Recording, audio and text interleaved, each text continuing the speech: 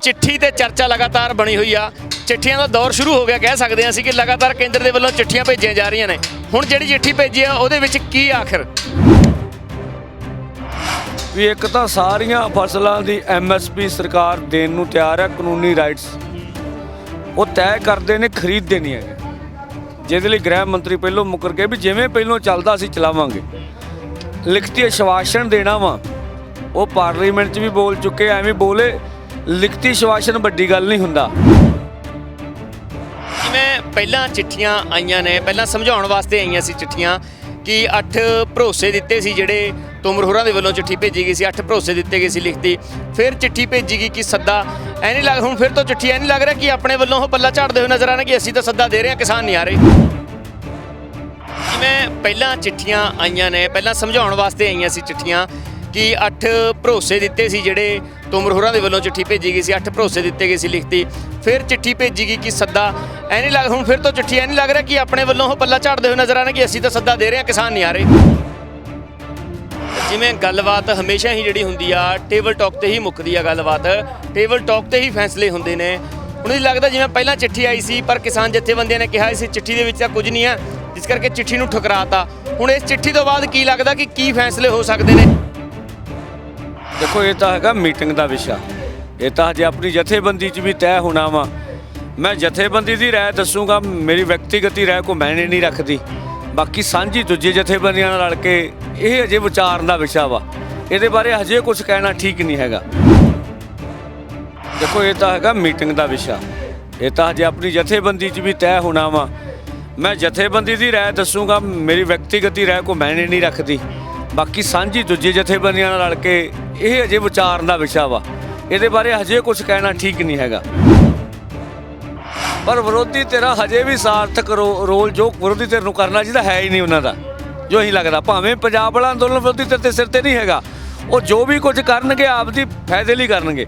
ਪਰ ਲੋਕਤੰਤਰ ਵਿੱਚ ਵਿਰੋਧੀ ਧਿਰ ਦੇ ਵੀ ਕੋਈ ਪੱਖ ਹੁੰਦੇ, ਉਹਦੇ ਤੋਂ ਮੈਨੂੰ ਲੱਗਦਾ ਅਜੇ ਤੱਕ ਵਿਰੋਧੀ ਧਿਰ ਦਾ ਕੋਈ ਉਹੋ ਜਿਹਾ ਸਾਨੂੰ ਦਿਖਿਆ ਹੀ ਨਹੀਂ ਹੈਗਾ ਕੋਈ ਫਾਇਦਾ ਵੀ ਆ।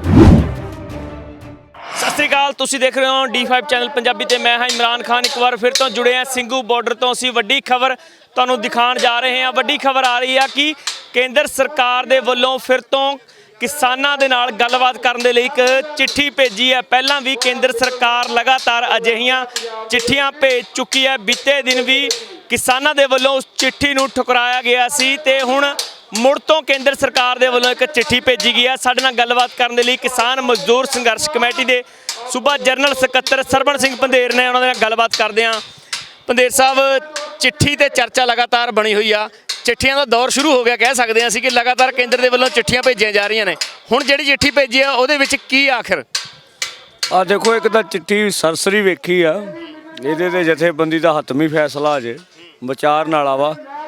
ਪਰ ਸਰਸਰੀ ਨਜ਼ਰ ਦੇ ਵਿੱਚ ਜਾਂ ਸਾਂਝਾ ਕੀ ਰਾਏ ਬਣੂ ਇਹਦੇ ਤੇ, ਕੋਈ ਨਵਾਂ ਫੇਰ ਵੀ ਨਹੀਂ ਹੈਗਾ, ਕੋਈ ਇਹ 'ਚ ਨਵੀਂ ਗੱਲ ਹੋਵੇ।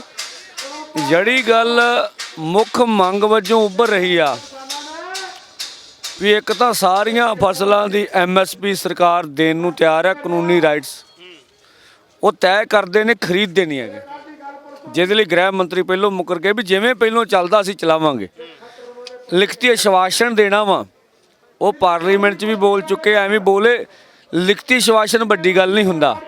ਉਹ ਚੋਣ ਮੈਨੀਫੈਸਟੋ 'ਚ ਕਹਿ ਕੇ ਸਵਾਮੀਨਾਥਨ ਕਮਿਸ਼ਨ ਦੀ ਰਿਪੋਰਟ ਤੇ ਸੁਪਰੀਮ ਕੋਰਟ 'ਚ ਮੁੱਕਰ ਕੇ, ਚੋਣ ਮੈਨੀਫੈਸਟੋ 'ਚ ਗੱਲਾਂ ਕਰਕੇ ਮੁੱਕਰ ਕੇ, ਉਹ ਲਿਖਤੀ ਗੱਲਾਂ ਹੀ ਹੁੰਦੀਆਂ, ਜ਼ਬਾਨੀ ਕਲਾਮੇ।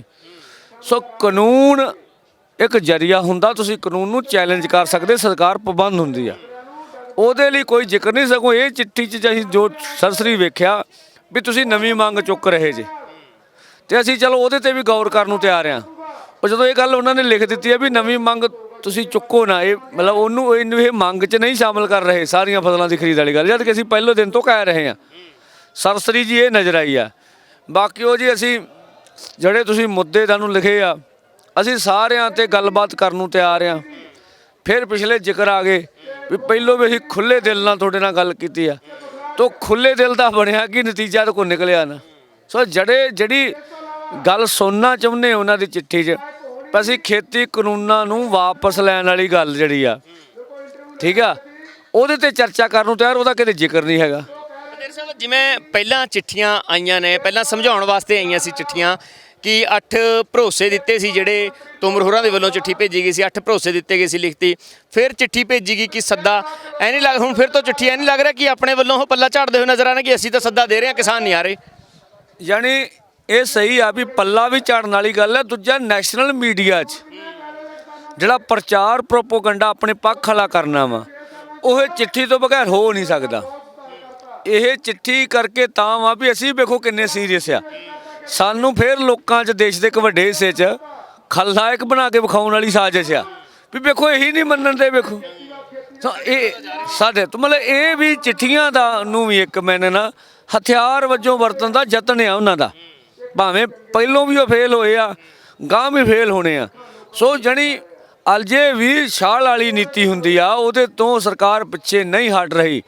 ਸੋ ਇਹ ਉਹਨਾਂ ਦੀ ਨੀਤੀ ਨੂੰ ਤੈਅ ਕਰਦੀ ਹੈ ਚਿੱਠੀ ਵੀ ਨੀਤੀ ਨਹੀਂ ਹੈਗੀ ਗੱਲਬਾਤ ਨੂੰ ਕਿਤੇ ਨਿਬੇੜਨ ਵਾਲੀ, ਗੱਲਬਾਤ ਨੂੰ ਲਮਕਾਉਣ ਲਈ ਤੇ ਬਰਾਬਰ ਦਾ। ਕਿਉਂਕਿ ਜੇ ਉਹ ਇਹੋ ਜਿਹੀ ਗੱਲਬਾਤ ਵੀ ਨਹੀਂ ਕਰਦੇ, ਕੋਈ ਚਿੱਠੀਆਂ ਵੀ ਨਹੀਂ ਲਿਖਦੇ, ਤੇ ਕਿਸਾਨਾਂ ਦੇ ਹੱਕ 'ਚ ਇੱਕ ਪਾਸੜ ਪ੍ਰਚਾਰ ਪ੍ਰੋਪਗੈਂਡਾ ਹੋਊਗਾ, ਉਹਨੂੰ ਕਾਊਂਟਰ ਕਰਨ ਲਈ ਫਿਰ ਇਹ ਚਿੱਠੀਆਂ ਨੇ। ਹੁਣ ਚਿੱਠੀ ਤੋਂ ਬਾਅਦ ਕਾਊਂਟਰ ਹੋ ਜਾਊਗਾ ਨੈਸ਼ਨਲ ਮੀਡੀਆ ਦੇ ਸਾਡੇ ਖਿਲਾਫ, ਜਾਂ ਤਾਂ ਫਿਰ ਦੱਸ ਤੁਸੀਂ ਕੀ ਕਹਿੰਦੇ ਹੋ। ਸੋ ਇਹ ਚਾਲ ਆ ਕੇਂਦਰ ਦੀ, ਕੋਈ ਗੱਲ ਕਿਸੇ ਬਣੇ ਲੱਗਣ ਵਾਲੀ ਕੋਈ ਸੰਭਾਵਨਾ ਨਜ਼ਰ ਨਹੀਂ ਆਉਂਦੀ। ਫਿਰ ਵੀ ਹਤਮੀ ਫੈਸਲਾ ਜਥੇਬੰਦੀ ਨੇ ਕਰਨਾ, ਗਾਂ ਨੂੰ ਸਾਂਝੀ ਜਥੇਬੰਦੀਆਂ 'ਚ ਕੀ ਬਣਦਾ ਵਾ ਇਹ ਅਜੇ ਖੁੱਲ੍ਹਾ ਵਾ ਸਾਡਾ। ਪੰਦੇਰ ਸਾਹਿਬ ਜਿਵੇਂ ਗੱਲਬਾਤ ਹਮੇਸ਼ਾ ਹੀ ਜਿਹੜੀ ਹੁੰਦੀ ਆ ਟੇਬਲ ਟਾਕ ਤੇ ਹੀ ਮੁੱਕਦੀ ਆ ਗੱਲਬਾਤ, ਟੇਬਲ ਟਾਕ ਤੇ ਹੀ ਫੈਸਲੇ ਹੁੰਦੇ ਨੇ। ਹੁਣ ਇਹ ਲੱਗਦਾ ਜਿਵੇਂ ਪਹਿਲਾਂ ਚਿੱਠੀ ਆਈ ਸੀ ਪਰ ਕਿਸਾਨ ਜਥੇਬੰਦੀਆਂ ਨੇ ਕਿਹਾ ਸੀ ਚਿੱਠੀ ਦੇ ਵਿੱਚ ਤਾਂ ਕੁਝ ਨਹੀਂ ਹੈ, ਜਿਸ ਕਰਕੇ ਚਿੱਠੀ ਨੂੰ ਠੁਕਰਾਤਾ। ਹੁਣ ਇਸ ਚਿੱਠੀ ਤੋਂ ਬਾਅਦ ਕੀ ਲੱਗਦਾ ਕਿ ਕੀ ਫੈਸਲੇ ਹੋ ਸਕਦੇ ਨੇ ਜਿਹੜੇ ਕਿਸਾਨ, ਜਿਹੜੇ ਤੁਹਾਡੀ ਕਮੇਟੀ ਲਾਈਏ, ਚਾਹੇ ਕਿਸਾਨ ਮਜ਼ਦੂਰ ਸੰਘਰਸ਼ ਕਮੇਟੀ, ਚਾਹੇ ਏਕਤਾ ਉਗਰਾਹਾਂ, ਜਿਹੜੀ ਹੁਣ ਸਾਂਝੀ ਤੁਹਾਡੀ ਜਿਹੜੀ ਚੱਲ ਰਹੀ ਹੈ ਪ੍ਰੈਸ ਵਾਰਤਾ ਜਿਵੇਂ ਸਾਂਝੀ ਹੁੰਦੀ ਆ, ਕੀ ਫੈਸਲੇ ਹੋ ਸਕਦੇ ਨੇ? ਚਿੱਠੀ ਤੇ ਗੱਲਬਾਤ ਲਈ ਜਾਓਗੇ ਤੁਸੀਂ ਜਾਂ ਪਹਿਲਾਂ ਵਾਂਗ ਮੰਗ ਰਹੂਗੀ ਕਿ ਜਦੋਂ ਤੱਕ ਦੇਸ਼ ਦੀਆਂ ਕਿਸਾਨ ਜਥੇਬੰਦੀਆਂ ਨੂੰ ਨਹੀਂ ਬੁਲਾਓਗੇ ਉਦੋਂ ਤੱਕ ਨਹੀਂ ਜਾਵਾਂਗੇ, ਜਦੋਂ ਤੱਕ ਨਰਿੰਦਰ ਮੋਦੀ ਖੁਦ ਗੱਲ ਨਹੀਂ ਕਰਦਾ ਉਦੋਂ ਤੱਕ ਨਹੀਂ ਜਾਵਾਂਗੇ ਅਸੀਂ? ਦੇਖੋ ਇਹ ਤਾਂ ਹੈਗਾ ਮੀਟਿੰਗ ਦਾ ਵਿਸ਼ਾ, ਇਹ ਤਾਂ ਹਜੇ ਆਪਣੀ ਜਥੇਬੰਦੀ 'ਚ ਵੀ ਤੈਅ ਹੋਣਾ ਵਾ। ਮੈਂ ਜਥੇਬੰਦੀ ਦੀ ਰਾਏ ਦੱਸੂਗਾ, ਮੇਰੀ ਵਿਅਕਤੀਗਤ ਰਾਏ ਕੋਈ ਮੈਨੇ ਨਹੀਂ ਰੱਖਦੀ। ਬਾਕੀ ਸਾਂਝੀ ਦੂਜੀ ਜਥੇਬੰਦੀਆਂ ਨਾਲ ਰਲ ਕੇ ਇਹ ਹਜੇ ਵਿਚਾਰਨ ਦਾ ਵਿਸ਼ਾ ਵਾ, ਇਹਦੇ ਬਾਰੇ ਹਜੇ ਕੁਝ ਕਹਿਣਾ ਠੀਕ ਨਹੀਂ ਹੈਗਾ। ਪੰਦੇਰ ਸਾਹਿਬ ਇੱਕ ਜਿਵੇਂ ਕਾਂਗਰਸ ਦੇ ਜਿਹੜੇ ਮੰਤਰੀ ਨੇ, ਕਾਂਗਰਸ ਦੇ ਸਾਂਸਦ ਦੀ ਗੱਲ ਕਰੀਏ, ਚਾਹੇ ਮਹਾਰਾਣੀ ਪ੍ਰਨੀਤ ਕੌਰ ਦੀ ਗੱਲ ਕਰੀਏ, ਉਹ ਅੱਜ ਦਿੱਲੀ ਵਿਖੇ ਉਹ ਕਹਿ ਰਹੇ ਸੀ ਕਿ ਰਾਸ਼ਟਰਪਤੀ ਨੂੰ ਮਿਲਣਾ ਸੀ ਨੇ ਜਾ ਕੇ। ਤੁਹਾਨੂੰ ਲੱਗਦਾ ਜਿਵੇਂ ਪਹਿਲਾਂ ਤੋਂ ਇੱਕ ਤਰ੍ਹਾਂ ਜੇ ਸੁੱਤੀ ਪਈ ਸੀ ਸਰਕਾਰ, ਹੁਣ ਲੱਗ ਰਿਹਾ ਵੀ ਜਾਗਦੀ ਹੋਈ ਨਜ਼ਰ ਆ ਰਹੀ ਆ, ਜਾਂ ਫਿਰ ਸਿਆਸੀ ਸਟੈਂਡ ਆ 2022 ਦੇ ਲਈ? ਦੇਖੋ ਪਹਿਲੀ ਤਾਂ ਦੋ ਗੱਲਾਂ ਵਾ ਵੀ ਸਾਡੇ ਵਾਲਾ ਪੰਜਾਬ ਵਾਲਾ ਜਿਹੜਾ ਅੰਦੋਲਨ ਦਾ ਮਾਡਲ ਆ, ਉਹ ਕਦੀ ਵੀ ਅੰਦੋਲਨ ਵਿੱਚ ਸਿਆਸੀ ਧਿਰਾਂ ਤੇ ਨਿਰਭਰ ਨਹੀਂ ਰਿਹਾ ਵੀ ਉਹ ਕੀ ਕਰਦੀਆਂ ਨਹੀਂ ਕਰਦੀਆਂ, ਠੀਕ ਆ। ਦੂਜਾ, ਕਿਸੇ ਵੀ ਸਰਕਾਰ ਦੇ ਲੋਕਤੰਤਰਿਕ ਬਣੇ ਰਹਿਣ ਦੇ ਵਿੱਚ ਸਭ ਤੋਂ ਵੱਡੀ ਗੱਲ ਹੁੰਦੀ ਆ ਉਹਦੇ ਵਿਰੋਧੀ ਧਿਰ ਦਾ ਮਜ਼ਬੂਤ ਹੋਣਾ। ਵਿਰੋਧੀ ਧਿਰ ਮਰੀ ਪਈ ਆ, ਠੀਕ ਹੈ ਜੀ, ਭਾਵੇਂ ਨੀਤੀਆਂ ਲਈ ਉਹ ਵੀ ਬਰਾਬਰ ਦੇ ਜ਼ਿੰਮੇਵਾਰ ਆ, ਪਰ ਵਿਰੋਧੀ ਧਿਰਾਂ ਹਜੇ ਵੀ ਸਾਰਥਕ ਰੋਲ ਜੋ ਵਿਰੋਧੀ ਧਿਰ ਨੂੰ ਕਰਨਾ ਚਾਹੀਦਾ ਹੈ ਹੀ ਨਹੀਂ ਉਹਨਾਂ ਦਾ, ਜੋ ਹੀ ਲੱਗਦਾ। ਭਾਵੇਂ ਪੰਜਾਬ ਵਾਲਾ ਅੰਦੋਲਨ ਵਿਰੋਧੀ ਧਿਰ ਦੇ ਸਿਰ ਤੇ ਨਹੀਂ ਹੈਗਾ, ਉਹ ਜੋ ਵੀ ਕੁਝ ਕਰਨਗੇ ਆਪਦੀ ਫਾਇਦੇ ਲਈ ਕਰਨਗੇ, ਪਰ ਲੋਕਤੰਤਰ ਵਿੱਚ ਵਿਰੋਧੀ ਧਿਰ ਦੇ ਵੀ ਕੋਈ ਪੱਖ ਹੁੰਦੇ, ਉਹਦੇ ਤੋਂ ਮੈਨੂੰ ਲੱਗਦਾ ਅਜੇ ਤੱਕ ਵਿਰੋਧੀ ਧਿਰ ਦਾ ਕੋਈ ਉਹੋ ਜਿਹਾ ਸਾਨੂੰ ਦਿਖਿਆ ਹੀ ਨਹੀਂ ਹੈਗਾ ਕੋਈ ਫਾਇਦਾ ਵੀ ਆ। ਤਾਂ ਉਹ ਇਸ ਅੰਦੋਲਨ ਦਾ ਇੰਨਾ ਵੱਡਾ ਮੋਦੀ ਸਰਕਾਰ ਦੇ ਵਿਰੋਧੀ ਧਿਰ ਵਿੱਚ ਤਾਂ ਅੰਦੋਲਨ ਆ, ਕੋਈ ਫਾਇਦਾ ਵੀ ਨਹੀਂ ਲੈ ਸਕੇ। ਤਾਂ ਉਹ ਪੰਜਾਬ ਵਾਲੀ ਕਾਂਗਰਸ ਦਾ ਹਾਲ ਆ। E5 ਚੈਨਲ ਪੰਜਾਬੀ ਹੁਣੇ ਸਬਸਕ੍ਰਾਈਬ ਕਰੋ, ਬੈਲ ਆਈਕਨ ਤੇ ਕਲਿੱਕ ਕਰੋ।